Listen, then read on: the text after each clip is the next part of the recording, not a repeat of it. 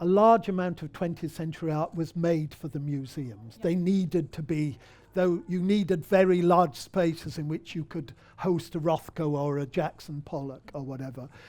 13th century painting was made for the church, it's not made for the museums.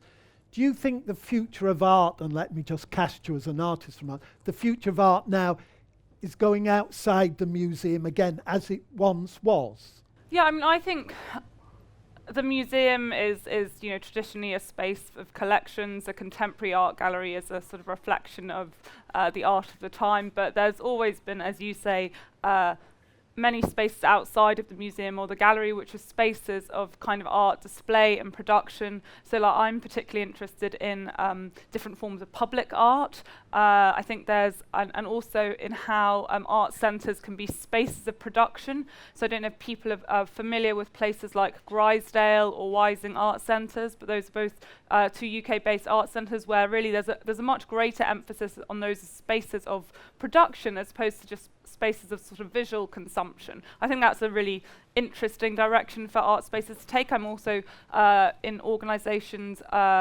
like Situations in Bristol that are a public art production company, and they've just written a kind of a new set of rules for what they think public art should be. And I think how art can kind of how art mixes with everyday life and is critically important. I think it's going to continue to be a space where there's kind of a lot of emerging art practice. Do you think patrons and the patrons of this public art are often local bodies, city-wide bodies? Sometimes they're national bodies, sometimes they are the Arts Council. Do you think that's the way patronage will work? Because of course even the British Museum now is only 50% funded by the public. And I remember speaking to Martin Roth, bless him, who's died, who was the director of the V&A, and he and I worked to take the V&A to China, and he said, stop using the word public, Philip. I hope he doesn't mind wherever he is that I'm telling this story. He said, stop using the word public, Philip, or the word private about museums. He said, no museums are public now, no museums are private, all museums are entrepreneurial.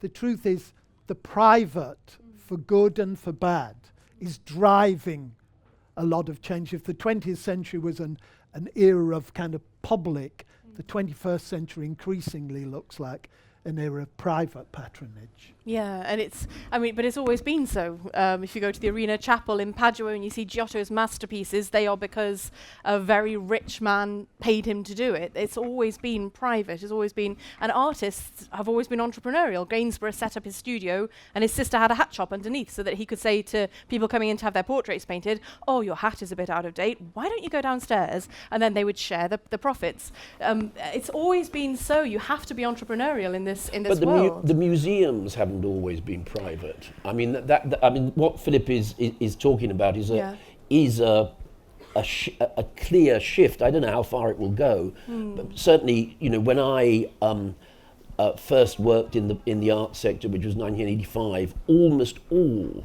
money for museums, galleries, etc., came from the government, and over the last 40 years, that's changed considerably.